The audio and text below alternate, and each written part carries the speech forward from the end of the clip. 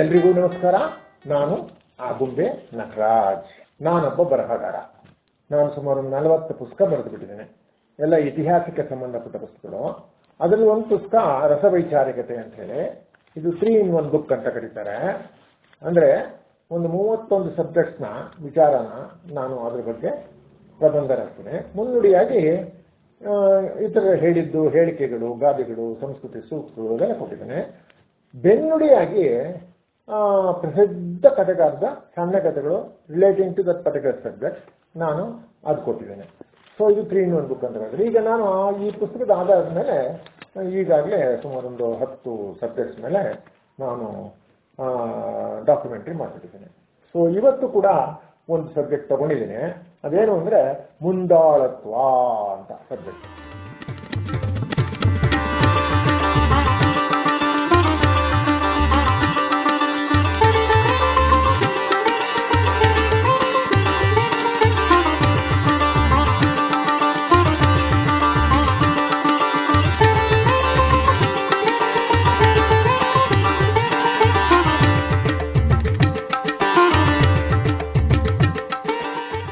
So ಮುಂದಾಳತ್ವ ಅನ್ನೋದು ಏನು ಅಂತಂದ್ರೆ, ಅದಕ್ಕೆ ಡೆಫಿನೇಷನ್ ಅದೊಂದು ಉದಾತ್ತ ಗುಣ ಅಂತ ಹೇಳ್ಬಿಟ್ಟಿದ್ದಾರೆ.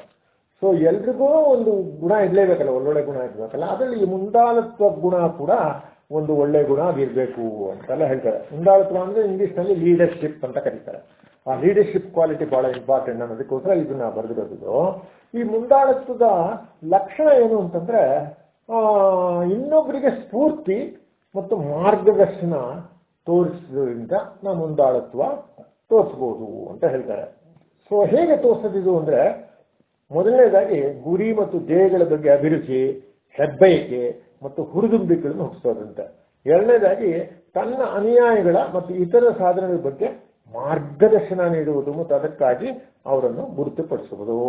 ಮೂರನೇದಾಗಿ ತನ್ನ ಸ್ಥಾನದ ಬದಿಗೊತ್ತಿ ಸಮಯಕ್ಕನುಗುಣವಾಗಿ ಮುಂದಾಳತ್ವ ಪಡೆದು ಇತರನ್ನು ಮುನ್ನಡೆಸುವುದು. ನಾಲ್ಕನೇದಾಗಿ ತಾನೇ ತನ್ನ ಮುಂದಾಳತ್ವವನ್ನು ಉದಾಹರಣೆಯಾಗಿ ಮಾಡಿಟ್ಕೊಂಡು ಮುಂದಾಳತ್ವ ವಹಿಸುವುದು ಅಂತ ಹೇಳ್ಬಿಟ್ಟಿದ್ದಾರೆ. ಸೊ ಈ ಮುಂದಾಳತ್ವ ಅನ್ನೋದು ಒಂದು ಶಕ್ತಿ ಅಂತೆ. ಅದು ಒಂಥರ ಶಕ್ತಿನೇ. ತನ್ನ ಅನುಯಾಯಿಗಳಿಗೆ, ತನ್ನ ಗುಂಪಿಗೆ, ಸಂಸ್ಥೆಯ ಇತರಿಗೆ ತನ್ನ ಭಾವೋದ್ವೇಗದ ಶಕ್ತಿ ಹರಡಿ ಅವರನ್ನು ಹುರಿದುಂಬಿಸ್ತಾನೆ ಅಂತ ಹೇಳ್ತಾರೆ. ಸೊ ಪಾಶವಿ, ಕ್ರೂರ, ಕೊಬ್ಬಿನ ಸ್ವೇಚ್ಛಾನುಸಾರ ನಿರಂಕುಶ ಗುಣಗಳ ಮುಂದಾಳತ್ವದಿಂದ ಜನರ ಶಿಸ್ತು, ನೀತಿ, ಧೈರ್ಯ ಕುಗ್ಗಿಸುತ್ತೆ. ಮುಂದಾಳತ್ವದ ಉದಾತ್ತ ಗುಣ ಆಗತ್ತೆ. ಅದು ಆಪೋಸಿಟ್ ಆಗ್ಬಿಡ್ಬೋದು, ಹಿಟ್ಲರ್ ತರ. ಸೊ ಆಧುನಿಕ ವಿಜ್ಞಾನದಲ್ಲಿ ಮಾತ್ರ ಮುಂದಾಳತ್ವನ ಈ ತರ ಕರೀತಾರೆ. ಏನಪ್ಪಾ ಅಂದ್ರೆ, ಅದೊಂದು ಭಾವೋದ್ರೇಕದ ಅರಿವು ಅಂತ ತೆಗೆದುಬಿಟ್ಟಿದ್ದಾರೆ. ಅಂದ್ರೆ ಯಾರಿಗೆ ತಮ್ಮ ಭಾವೋದ್ರೇಕಗಳನ್ನು ತಮ್ಮ ಹಿಡಿತದಲ್ಲಿರಿಸಿಕೊಂಡು ಅವುಗಳ ನೆರವಿನಿಂದ ಇತರರ ಭಾವೋದ್ರೇಕಗಳನ್ನು ತಮ್ಮ ಸಂಸ್ಥೆಯ ಗುರಿ ಧ್ಯೇಯಗಳ ಸಾಧನೆಗೋಸ್ಕರ ಉಪಯೋಗಿಸ್ತಾರೋ ಅವರೇ ಯಶಸ್ವಿ ಮುಂದಾಳುಗಳು ಅಂತ ಹೇಳ್ಬಿಟ್ಟಿದ್ದಾರೆ. ಸೊ ಈಗ ಪ್ರೇರಣೆ ಮತ್ತು ಸ್ಫೂರ್ತಿಗಳಿಂದ ಮುಂದಾಳು ಹೊಸ ಯೋಜನೆ, ಹೊಸ ಉದ್ದೇಶ, ಗುರಿ, ಧ್ಯೇಯ, ಪದ್ಧತಿ, ರೀತಿ, ನೀತಿ ಅನುಷ್ಠಾನಕ್ಕೆ ತಳದಿ ಹಾಕಿ ಜನರನ್ನು ಹುರಿದುಂಬಿಸ್ತಾನೆ. ಸೊ ಒಳ್ಳೆಯ ಮುಂದಾಳುಗಳು ಹೊಣೆಗಾರಿಕೆ, ರೆಸ್ಪಾನ್ಸಿಬಿಲಿಟಿ ಅಂತ ಹೇಳ್ತಾರೆ, ಹೊಣೆಗಾರಿಕೆ, ಜವಾಬ್ದಾರಿ ವಹಿಸೋದಕ್ಕೆ ಹೆದರುವುದಿಲ್ಲ ಅಂತ ಹೇಳ್ತಾರೆ. ಸೊ ಉತ್ತಮ ಮುಂದಾಳುಗಳು ಮೇಧಾವಿಗಳ ಮಾತಿಗೆ ಕಿವಿಗೊಡುತ್ತಾರೆ. ಅಪಾಯ, ಗಂಡಾಂತರ ಎದುರಿಸುವ ಶಕ್ತಿ ಹೊಂದಿರುತ್ತಾರೆ. ಈ ಎಲ್ಲಾ ಸಂಬಂಧಪಟ್ಟ ವಾಸ್ತುಸ್ಥಿತಿ, ಕಾರ್ಯ, ವಿಷಯಗಳ ಅಭಾವ ಇದ್ದಾಗ್ಯೂ ಹೊಣೆಗಾರಿಕೆ ಮತ್ತು ಮುನ್ನುಗ್ಗಿ ಕಾರ್ಯ ಸಾಧಿಸುವುದಕ್ಕೆ ಗಂಡಾಂತರ ಶಕ್ತಿಯ ಎದುರಿಸುವ ಶಕ್ತಿ ಅದನ್ನು ಪಡ್ಕೊಂಡಿರ್ತಾರೆ. ಸೊ ಶ್ರೇಷ್ಠ ಮುಂದಾಳುಗಳು ಎಲ್ಲರೂ ಚೆಂದಾಗಿದ್ದ, ಸುಗಮವಾಗಿದ್ದಾಗ, ಸುಭಿಕ್ಷ ಕಾಲದಲ್ಲಿ ಯಾವತ್ತೂ ತೊಂದರೆಯೂ ಇಲ್ಲದಿದ್ದಾಗ ಜಯ ಸಾಧಿಸುವುದು ಸುಲಭ. ಅದು ವಿಜಯವಲ್ಲ, ಅದು ಸಾಧನೆ ಅಲ್ಲ. ಕಷ್ಟ ಕಾಲದಲ್ಲಿ, ದುರ್ಭಿಕ್ಷ ಕಾಲದಲ್ಲಿ, ಸಂಕಟ, ನಷ್ಟ, ಭ್ರಷ್ಟ ಅನುಭವ ಕಾಲದಲ್ಲಿ, ವಿಷಮ, ದುರ್ಗಮ, ಬಿಕ್ಕಟ್ಟು, ಸಂದಿಗ್ಧ, ಅಡ್ಡಿ, ಆತಂಕ, ಎಡರುತರುಗಳ ಪರಿಸ್ಥಿತಿಯಲ್ಲಿ ಶ್ರದ್ಧೆಯಿಂದ, ನಿಷ್ಠೆಯಿಂದ, ಕರ್ತವ್ಯ ಬದ್ಧತೆಯಿಂದ, ನಿಯತ್ತಿನಿಂದ, ಧಿಕ್ ದಿಟ್ಟತನದಿಂದ ದೃಢ ಮನಸ್ಸಿಂದ ಹೋರಾಡುವನೇ ಉತ್ತಮ ಮುಂದಾಳು ಅಂತ ಹೇಳ್ಬಿಟ್ಟಿದ್ದಾರೆ. ಅವನಿಗೆ ಮೌಲ್ಯಗಳು ಇರಬೇಕು. ಎಂಥ ಒಳ್ಳೆ ಮೌಲ್ಯಗಳು ಅಂತಂದ್ರೆ ಬಹಳ ಇಂಪಾರ್ಟೆಂಟ್. ವಿಜ್ಞಾನಿಗಳು ಹೇಳ್ತಾರೆ ಅಂದ್ರೆ ಮೌಲ್ಯಗಳು ನಮ್ಮ ಮೆದುಳಿನಲ್ಲಿರುವ ತೀರ್ಮಾನ ತೆಗೆದುಕೊಳ್ಳುವ ಕಾರ್ಯ ನಿರ್ಮಿಸುವ ಮಟ್ಟ ಅಂತ ಹೇಳ್ತಾರೆ. ಸೊ ಒಳ್ಳೆಯ ಉತ್ತಮ ಮುಂದಾಳುವನ ಕಾರ್ಯ ಏನಪ್ಪಾ ಅಂದ್ರೆ ಅವನು ಯೋಚನಾಪರನಾಗಿರುವುದು, ಚಿಂತಾಪರನಾಗುವುದಲ್ಲ. ಯೋಚನೆ ಮಾಡಬೇಕಷ್ಟೇ, ಅದು ಚಿಂತೆ ಮಾಡೋದಲ್ಲ. ಒಳ್ಳೆಯ ಯೋಚನೆಗಳಿಂದ ಅವುಗಳ ಅನುಷ್ಠಾನದಿಂದ ಒಳ್ಳೆಯ ಮುಂದಾಳಾಗುವುದು ಕಷ್ಟ ಸಾಧ್ಯವಲ್ಲ. ಬುದ್ಧಿವಂತ ತನ್ನ ಮನಸ್ಸನ್ನು ಹತೋಟಿಯಲ್ಲಿ ಇಟ್ಟುಕೊಂಡಿರ್ತಾನೆ, ಮೂರ್ಖ ತನ್ನ ಮನಸ್ಸಿಗೆ ಗುಲಾಮನಾಗಿರುತ್ತಾನೆ. ಎಷ್ಟು ನಿಜ ಅಲ್ವಾ? ಸೊ ಇಷ್ಟು ಹೇಳಿ ಇದರ ಬಗ್ಗೆ ಸ್ವಲ್ಪ ವಿವರಣೆ ಕೊಟ್ಟಿದ್ದೇನೆ.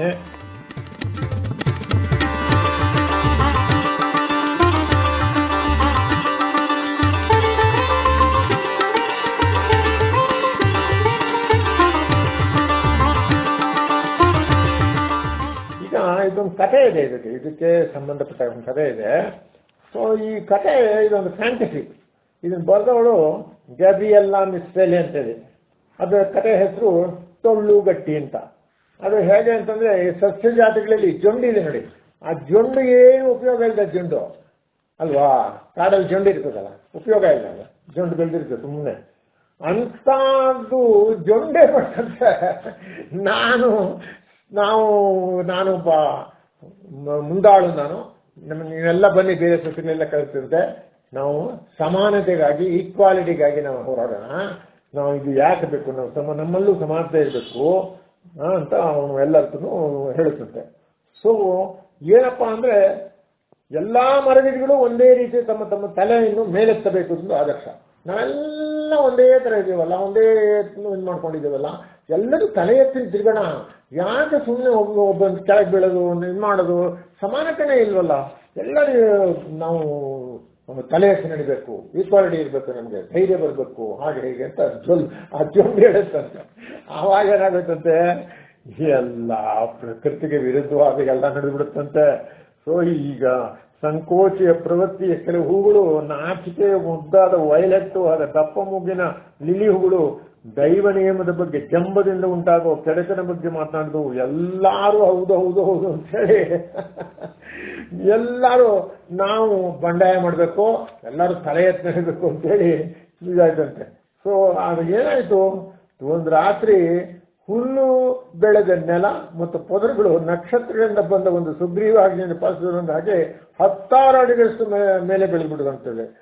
ಎಲ್ಲೆಲ್ಲಿ ನೋಡಿದ್ರು ಮೇಲೆಗಡೆ ಎಲ್ಲೆಲ್ಲ ಏನು ಹುಲ್ಲೆಲ್ಲ ಒಂಥರ ಎತ್ತರಕ್ಕೆ ಬೆಳೆದ ದಂಟು ಸೊಪ್ಪು ಅಂತೆ, ದಂಟು ಸೊಪ್ಪು ತರ ಮೇಲೆ ಹೊರಟೋಯ್ತಂತೆ. ಗೋಧಿಗಳೆಲ್ಲ ಮರ ತರ ಬೆಳೆದ್ಬಿಡುತ್ತಂತೆ. ಎಲ್ಲಿ ನೋಡಿದ್ರು ಎತ್ತರ ಆಗೋಗ್ಬಿಡುತ್ತೆ. ಅದಕ್ಕೆ ನೋಡ್ಬಿಟ್ಟು ಆಶ್ಚರ್ಯ ಆಗೋದು ಎಲ್ಲರಿಗೂ, ಅಲ್ಲಿ ಜನಗಳಿಗೆ, ಅಲ್ಲಿ ಬೇಕೆವರೆ ಹಕ್ಕಿ ಪಕ್ಷಿಗಳಿಗೆಲ್ಲ. ಇದು ಏನಪ್ಪ ಇದು? ಕುರಿ ಕಾಯವರು ನೋಡ್ತಾರಂತೆ, ಆಕಾಶದ ಹತ್ರ ಹಾರಿಬಿಟ್ಟು ಹುಲ್ಲುಗಾವಲಿನ ಅಂಚಿನಲ್ಲೇ ಅಡ್ಡಾಡದಂತೆ. ಎಲ್ಲ ಮಾಯ ಆಗ್ಬಿಡುದು, ಎಲ್ಲ ಮೇಲ್ಮೇಲೆ ಹುಡುಕ್ಬಿಟ್ಟಿದಂತೆ. ಒಂದು ಸಮಾನವಾಗಿರ್ಲಿಲ್ಲ, ಎಲ್ಲ ಒಂದೇ ತರ ಎಲ್ಲ ಹೊಟ್ಟೋಗ್ಬಿಟ್ಟಂತೆ. ತೇಗದ ಮರ ಎತ್ತರ ಇದೆಯಲ್ಲ, ಆಡಿನ ಗೋಧಿ ಇದು ಕೂಡ ಚಿಗುರು ಅದು ಮೇಲೆ ಸುತ್ತದಂತ. ಎಲ್ಲ ಅವನಿಗೆ ಇರ್ಬೇಕಲ್ಲ, ಸಮಾನತೆ ಬೇಕಲ್ಲ. ಹಾಗಾಗಿ ಅವಾಗ ಈಗ ಒಂದು ತಿಂಗಳು ಕೊನೆಗೆ ಗೊತ್ತಾಯ್ತಂತೆ, ಯಾವಾಗ ಅವನತಿ ಶುರುವಾದಾಗ ಆ ನೆರಳಿನಲ್ಲಿ ನಗುತ್ತಾ ಬೆಳೆಯುವ ವೈಲೆಟ್ ಹೂವು ಅಷ್ಟೇ ಎತ್ತರದಲ್ಲಿ ಸೂರ್ಯನಿಗೆ ಮುಖವಾಡಿ ನಿಂತದ್ದು ಪೂರ್ಣ ಒಣಗೋಯ್ತಂತದ್ದು. ವೈಲೆಟ್ ಹೂವು ಚೆನ್ನಾಗಿ ಚಿಗಿರ್ಕೊಂಡು ಗಿಡಮತ್ತಲ್ಲಿ ಇರೋದು ಮೇಲೆ ಹೋಗುವ ಸೂರ್ಯನ ಹತ್ರ ಹೋದಾಗ, ಹತ್ರಕ್ಕೆ ಹೋದಾಗ ಆ ಸೂರ್ಯನ ಶಾಖಕ್ಕೆ ಸಾಕಾಯ್ತದು. ಸೊ ಎಲ್ಲ ಲಿಲಿ ಗಿಡ ಎಲ್ಲ ಅದಾಯ್ತಂತ. ನಿಂಬೆ ಗಿಡ ಅಂತೂ ಎಷ್ಟು ಎತ್ತರ ಹೋಗಿತ್ತಲ್ಲ, ಬೀಸು ಗಾಳಿ ಸಿಕ್ಕಿ ಹೂಗಳು ತೊಳ್ಕೊಂಡು ನಿಷ್ಫಲ ಆಗ್ಬಿಡ್ತಂತೆ. ಆದ್ರ ಎಲ್ಲ ದಂಟಿನ ಸೊಪ್ಪು ಸತ್ತೇ ಹೋಯ್ತಂತೆ. ಕಾಳಿನ ತನಗಳು ಹಾಳಾಗೋದು. ಎಲ್ಲ ಆಲೂಗಡ್ಡೆ ಗಿಡ ಕಾಂಡವನ್ನು ಬಲಪಡಿಸೋದಕ್ಕಾಗಿ ಕೊಳೆ ಹಾಕೊಂಡು ಕುಡಿಬಿಟ್ಟಿತ್ತಂತೆ. ಆಗ ಎಲ್ಲರಿಗೂ ಅಷ್ಟೇ ಗೊತ್ತಾಯ್ತಂತೆ. ಒಂದು ತರ ಈ ತರ ಇದ್ರೆ ಈ ತರನೇ ಇದ್ರೆ ನಮ್ಗೆ ವಿವೇಕ ಇಲ್ಲದೆ ಬರೀ ಸಮಾನತೆ ಅನ್ಕೊಂಡು ನಾವು ಎಲ್ಲ ಮೇಲೆ ಎತ್ತರ ಹೋಗ್ಬೇಕು, ಪ್ರತಿಯೊಂದು ಗಿಡನೂ ಮರನೂ ಎಲ್ಲ ಮೇಲೆ ಎತ್ತರಕ್ಕೆ ಬೆಳಿಬೇಕು, ನಾವು ಎಲ್ಲ ಸಮಾನರು ಅಂತ ನಾವು ಹೋದ್ರೆ ನಾವು ಉಳಿಗಾಲ ಇಲ್ಲ ನಮಗೆ ಅಂತೇಳಿ ಮೊದಲಿಂದ ಕೊನೆಗೆ ಇದು ಬೇಡಪ್ಪ, ನಾವು ಈ ತರ ಇದ್ರೆ ಆಗೋದಿಲ್ಲ ಅಂತ ನಾವು ಅವರು ವಾಪಸ್ಸು ನಾವು ಹೇಗಿದ್ವೋ ಪ್ರಕೃತಿಗೆ ಅನುಗುಣವಾಗಿದ್ವೋ ಅದೇ ತರ ಇರೋಣ, ನಮಗ್ ಬೇಡ ಇದು ಸಮಾನತೆ ಅಂದ್ಕೊಂಡು ಅವ್ರಿಗೆ ದೈವದತ್ತವಾಗಿ ಏನೇನು ಪ್ರಕೃತಿ ಕೊಟ್ಟಿದ್ವೋ ಅದೇ ತರ ಆಗ್ಲಿ ಅಂದ್ಕೊಂಡು ಕೊನೆಗೆಲ್ಲ ವಾಪಸ್ ಬಂದದ್ದು. ಆದ್ರೆ ಜೊಂಡು ಹೊಲಿತಲ್ಲ, ಅದು ಲೀಡರ್ಶಿಪ್ ತಗೊಂಡಿತ್ತಲ್ಲ ಹುಲ್ಲು, ಜೊಂಡು ಹುಲ್ಲು, ಅದು ಏನಪ್ಪ ಇದು ಮರದಷ್ಟಿ ಹತ್ರ ಸಿದ್ಧಾಂತ ವಿಪತ್ತನ್ನು ಸೂಚಿಸುವಂತಿತ್ತು. ಯಾಕಂದ್ರೆ ಈ ಅವನತಿ ವಿಪರೀತ ಜವುಗಿನಿಂದ ಅದರ ಬೇರುಗಳು ಕೊಳತು ಹೋಗ್ಬಿಟ್ಟಿತ್ತಂತೆ. ಮತ್ತೆ ಸುತ್ತಲೂ ಬೆಳೆದಿದ್ದ ಮರಗಿಡಗಳ ದಟ್ಟ ಹಸಿರು ಅದ್ರ ಒಣಗದಂತೆ ನೋಡ್ಕೊಳ್ಳಾಗಿಲ್ಲ. ಆವಾಗ ಅದಕ್ಕೆ ಗೊತ್ತಾಯ್ತು, ಅದು ಮೊದಲು ಗಟ್ಟಿಯಾಗಿದ್ದ ಅದರ ದಳಗಳ ಕಾಂಡ ಈಗ ಟೊಳ್ಳಾಗಿತ್ತು. ಬಹು ಎತ್ತರಕ್ಕೆ ತನ್ನ ದಳಗಳನ್ನು ಕಳಿಸಿದ ಜೊಂಡು ಹುಲ್ಲು ಅಂತರಂಗದಲ್ಲಿ ಟೊಳ್ಳಾಗಿರುವುದೆಂದ್ರೆ ಅಯ್ಯೋ ಡೊಳ್ಳು ಹುಟ್ಟದ ಎಷ್ಟೇ ಎತ್ತರ ಹೋದ ಡೊಳ್ಳೇನೆ, ಅದೇನು ಚೇಂಜ್ ಆಗಿಲ್ಲ. ಸೊ ಈ ನಿದರ್ಶನದ ಎದುರಿನಲ್ಲಿ ಯಾರೂ ಜೊಂಡು ಹುಲ್ಲಿನ ತತ್ವವನ್ನು ಬೆಂಬಲಿಸಲಾಗಲಿಲ್ಲ. ಸಾವಿರಾರು ವರ್ಷಗಳ ಕಾಲ ಅದನ್ನು ಯಾರು ಅಷ್ಟಾಗಿ ಗಮನಿಸಲೇ ಇಲ್ವಂತೆ. ಬೇಡಪ್ಪ, ಇದು ಬೇಡ, ನಮ್ಮ ಪಾಡಿ ನಮ್ಮನ್ನು ಬಿಟ್ಬಿಡು, ನಿನ್ ಲೀಡರ್ಶಿಪ್ ತಗೊಂಡು ಎಲ್ಲಾರು ಸಮಾನರು ಅಂದ್ಬಿಟ್ಟು ನಾವೆಲ್ಲ ಮೇಲ್ ಎತ್ತರ ಹೋದ್ವು. ಎತ್ತರಕ್ಕೆ ಹೋದ್ರೆ ಏನಾಯ್ತು, ನಮ್ಮ ಪ್ರಕೃತಿ ಸ್ವಭಾವನೆಲ್ಲ ಮರ್ತಬಿಟ್ಟು ಎಲ್ಲ ಹಾಳಾಗಿ ಹೋಗಿಬಿಟ್ಟಿದೆ, ಬೇಡ ಅಂತ ಹೇಳಿ ಕೊನೆಗೆ ಪ್ರಕೃತಿ 6 ತಿಂಗಳಲ್ಲಿ ಎಲ್ಲ ಹಾನಿಯಾಗಿದ್ದೆಲ್ಲ ಸರಿಪಡಿಸ್ತಂತೆ. ಇದರಿಂದ ಮತ್ತೆ ಎಲ್ಲಾ ಮರ ಗಿಡಗಳು ತಮ್ಮ ಯೋಗ್ಯತೆಗೆ ತಕ್ಕಂತೆ ಬೆಳೆಯುವಂತಾಯಿತು. ಸೊ ಹೀಗೆ ಇರಲಿ ಮಕ್ಕಳೇ, ಭೂಮಿ ಫಲ ಕೊಟ್ಟು ದನಕರುಗಳು ಮೈ ತುಂಬಿಕೊಂಡು ಜನ ಸುಖದಿಂದಿದ್ರು.